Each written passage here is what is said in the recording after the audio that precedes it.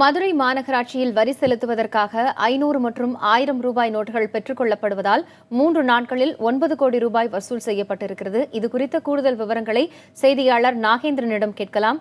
நாகேந்திரன், மதுரை மாநகராட்சியில் இதுவரை எவ்வளவு ரூபாய் வரி வசூல் செய்யப்பட்டுள்ளது? இன்னும் எத்தனை நாட்களுக்கு பழைய ரூபாய் நோட்டுகள் மூலம் வரி செலுத்தலாம் என்று அறிவிக்கப்பட்டிருக்கிறது?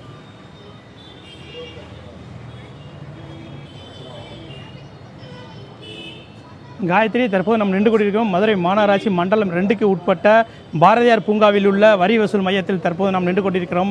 இந்த காட்சிகளை நீங்கள் நேரடியாகவே பார்க்கலாம். 500 மற்றும் 1000 ரூபாய் நோட்டுகள் செல்லாது என அறிவித்ததை தொடர்ந்து அந்த 500 மற்றும் 1000 ரூபாய் பழைய நோட்டுகளை வரி வசூல் மையங்களில் பெற்றுக்கொள்ளப்படும் என மதுரை மாநகராட்சி ஆணையர் அறிவித்திருந்தார்.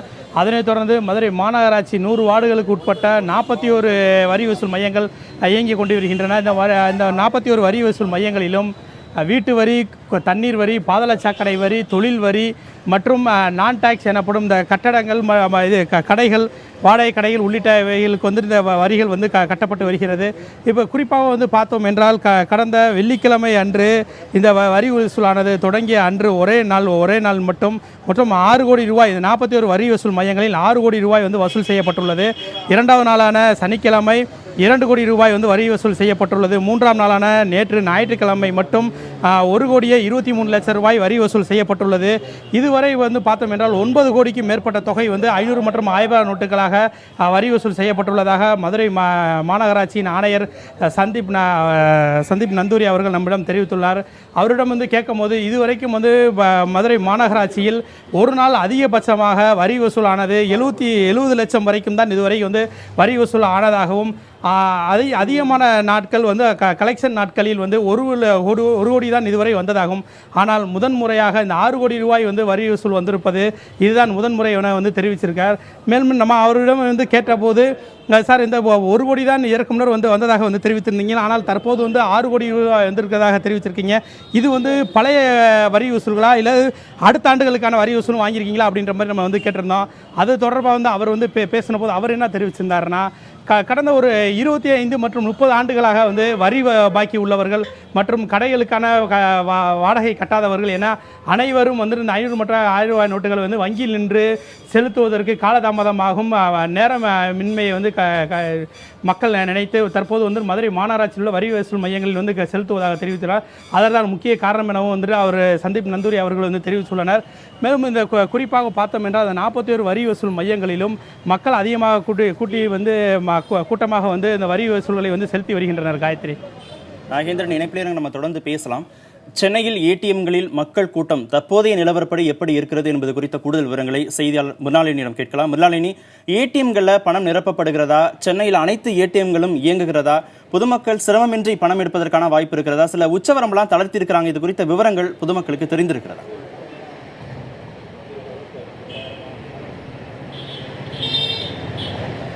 கார்த்திகேயன், நான் இப்போ தற்போது அசோக் நகரில் இருக்கக்கூடிய ஒரு HDFC பேங்க் மற்றும் அதை சார்ந்து இருக்கக்கூடிய ஒரு ஏடிஎம்மில் தான் நின்று கொண்டிருக்கேன். இங்கே இருக்கக்கூடிய மக்கள் திங்கட்கிழமை ஆததால் கொஞ்சம் கூட்டம் குறைவாக தான் காணப்படுகிறது. அதாவது ஞாயிற்றுக்கிழமைகள், வார விடுமுறைகளை ஒப்பிடும்போது இன்னைக்கு வேலைக்கு செல்லக்கூடிய நபர்கள்லாம் கொஞ்சம் முன்னாடியே ஏடிஎம்களையும் வங்கிகளையும் அவங்களுடைய பணங்களை பெற்று சென்றுட்டு இருக்காங்க. அதனால ஓரளவுக்கு தான் கூட்டம் காணப்படுகிறது. நம்ம சில ஏடிஎம்களுக்கு நம்ம போய் பார்த்து போகிறது, அங்கிருந்த நிலவரம் என்னன்னா, 4 ஒரு ஏடிஎம்ல இயந்திரங்கள் பழுதடைந்ததை நம்மளால பார்க்க முடியுது. மக்கள் வெளியே ரொம்ப நேரம் காத்திருந்துட்டு திரும்பி போகக்கூடிய சூழலும் இருக்கு. ஏன்னா ஏடிஎம்கள் அதில் இருக்கக்கூடிய இயந்திரங்கள் சரியாக வேலை பார்க்கல அப்படின்னு சொல்லிட்டு சில நேரங்கள் அந்த ஏடிஎம்களை மூடி வைக்கக்கூடிய ஒரு சூழல் இருந்தது. அது மட்டும் இல்லாமல் நீங்கள் சொன்னது போல இப்போ நிதி அமைச்சகம் நேற்று வெளியிட்டிருந்த ஒரு செய்திக்குறிப்பில் என்ன தெரிவித்திருந்தாங்க அப்படின்னா, மக்கள் வங்கிகளில் இருந்து எக்ஸ்சேஞ்ச் பண்ணக்கூடிய பணம் ரூபாய் 4000 4500 உயர்த்தியிருக்காங்க. அதே மாதிரி ஏடிஎம்களில் 2000 2500 உயர்த்தியிருக்காங்க. இதே சூழலில் ஒரு வாரத்துக்கு கிட்டத்தட்ட 24,000 ரூபாய் வரைக்கும் எல்லாம் இந்த மாதிரியான டிரான்சாக்ஷன் முறைப்படி மக்கள் பண்ணிக்கலாம் அப்படின்னு சொல்லியிருக்காங்க. இந்த விஷயம் நம்மளுடைய மக்களுக்கு, சாமானிய மக்களுக்கும் சரி, எல்லாருக்கும் எந்த அளவில் உதவிகரமாக இருக்குது அப்படிங்கிறத இப்போ ஒருத்தட்ட கேட்டு தெரிஞ்சுக்கலாம். அவர் இங்கே பணம் எடுக்கிறதுக்காக வந்திருக்கக்கூடியவர். சார், நீங்கள் சொல்லுங்கள், இப்போ நிதி அமைச்சகம் சில விதிமுறைகளை தளர்த்திருக்காங்க. மறுநாளினி தேவைக்கேற்ப ஏடிஎம் மையங்கள்ல பணம் நிரப்பப்படுகிறதா, மக்கள் கூட்டத்திற்கு ஏற்ப பணம் போதிய அளவில் இருக்கிறதாக சொல்லப்படுகிறதா? நீங்கள் ஏற்கனவே குறிப்பிடும்போது பல்வேறு இடங்கள்ல ஏடிஎம் மையங்கள் பழுதாகி இருப்பதாக சொல்லியிருந்தீர்கள். அதனை சரி செய்வதற்கான நடவடிக்கைகள் எடுக்கப்படுகிறதா?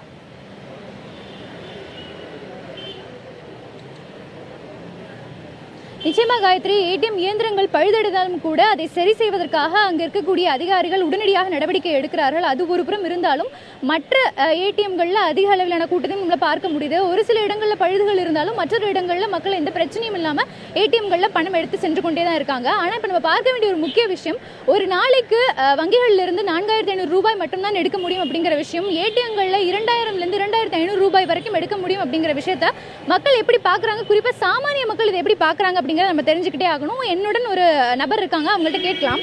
இப்போ நீங்கள் வங்கிகளில் ஒரு தடவை 4500 தான் எடுக்கலாம் அப்படிங்கிறதும், ஏடிஎம்களில் 2500 ரூபாய் எடுக்கலாம் அப்படிங்கிறத நீங்கள் எப்படி பார்க்குறீங்க? அது உங்களுக்கு போதுமான அளவில் இருக்கா? இல்லை, ஒரு நாளைக்கு 4000ங்கிறது போதுமான அமௌண்ட்டு கிடையாது. ஒரு 4000 வச்சுட்டு எங்களால் எப்படி மேனேஜ் பண்ண முடியும்? எங்களுக்கு க்ராசரிஸ் வாங்கணும், வெளியில் போகிற வேலை இருக்குது, டீசல் போடணும், எவ்வளோ எக்ஸ்பென்சஸ் இருக்குது. அந்த 4000 வச்சுட்டு எங்களால் எப்படி, அதுவும் எத்தனை நாளைக்கு எங்களால் மேனேஜ் பண்ண, டெய்லி நாங்கள் எங்களால் பேங்க் வாசலில் நின்றுட்டும் இருக்க முடியாது எங்களுக்கு. ஸோ ஒன்ஸ் ஒரு தடவை கேஷ் எடுத்தால் தான் நெக்ஸ்ட் எங்களுக்கு யூஸ்ஃபுல்லாக இருக்கும். எங்களால் திரும்ப நின்றுட்டு இருந்தால் நாங்களும் குழந்தைங்க வச்சுட்ருக்கோம். இப்போ இதால் என்ன பார்த்தீங்கன்னா, என் பையனுக்கே உடம்பு சரியில்லை, கேஷ் இருக்குது எங்கள் கையில், கேஷ் இருந்தும் எங்களால் டாக்டர்கிட்ட கூட்டிகிட்டு போக முடியல. பிகாஸ் அவங்க அக்செப்ட் பண்ண மாட்டேன்ட்டாங்க. 1000 rupees கார்டு ஸ்வைப் பண்ணலான்னா அது ஒரு சின்ன கிளினிக்கு, மெடிக்கல் ஷாப்பில் வேணால் கேஷ் கார்டு ஸ்வைப் பண்ணிக்கிறேன்ட்டாங்க.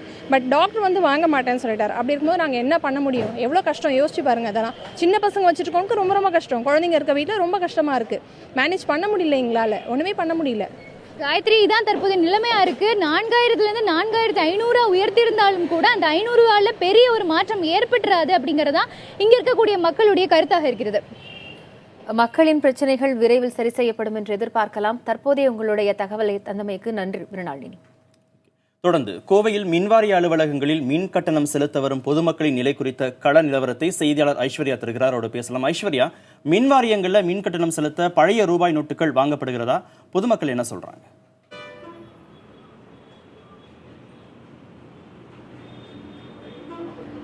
கார்த்திகேயன், அதாவது ரூபாய் 500 1000 நோட்டு செல்லாது என்ற அறிவிப்பை அடுத்து பொதுமக்கள் மற்றும் தொழில்துறையிடையே ஒரு பணப்புழக்கத்தில் பாதிப்பு ஏற்பட்டுள்ளதாக சொல்லப்படுகிறது.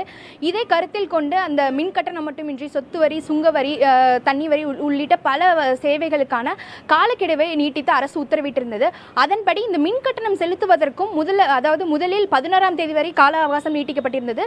தொடர்ந்து 14ஆம் தேதி, அதாவது இன்று வரை கடைசி நாள் என்று அறிவிக்கப்பட்டிருந்தது. அதனால் இன்று காலை முதலே பார்த்தீங்கன்னா கோவையில் உள்ள மின் கட்டண வசூல் மையங்களில் தங்களுடைய மின் கட்டணம் செலுத்துவதற்காக மக்கள் வரிசையில் நின்று செலுத்தி வருகின்றனர். தற்போது நாம் நிற்கும் இந்த பகுதி பார்த்தீங்கன்னா கோவை டவுன்ஹால் பகுதியில் உள்ள மாநகராட்சி அலுவலகத்தில் உள்ள தமிழ்நாடு மின்சார வாரியத்தின் மின் கட்டண வசூல் மையத்தில் தான் இருக்கும். இது தற்போது நீங்களே இந்த காட்சிகளை பார்க்கலாம். இங்கே 3 கவுண்டர்கள் இருக்கு. இங்கே 3 கவுண்டர்களுமே பொதுமக்கள் தங்களுடைய மின் கட்டணங்களை செலுத்தி வருகின்றனர். அதாவது 8:30 மணிக்கு தான் இந்த கவுண்டர்கள் திறக்கப்படும் என்று தெரிவித்திருந்தாலும் பொதுமக்கள் அதற்கு முன்பாகவே தங்களுடைய மின் கட்டணம் செலுத்துவதற்காக வரிசையில் நின்று செலுத்துவதையும் நம்மால் பார்க்க முடிந்திருந்தது.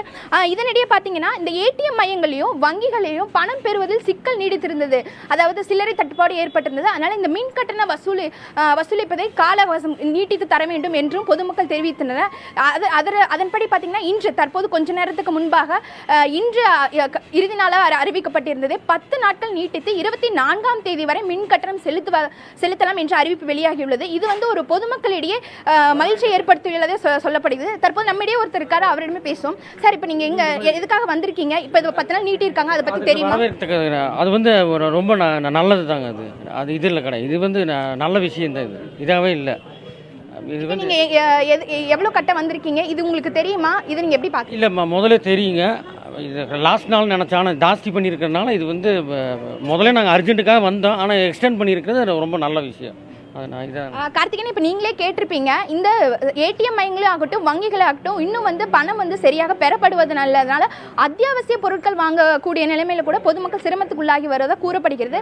அந்த நிலைமையில இந்த மின் கட்டணம் வசூல் செய்வதற்கு கால நீட்டிப்பு செய்யப்பட்டுள்ளது பொதுமக்களிடையே ஒரு நல்ல வரவேற்பை பெற்றுள்ளது. கார்த்திகேயன்.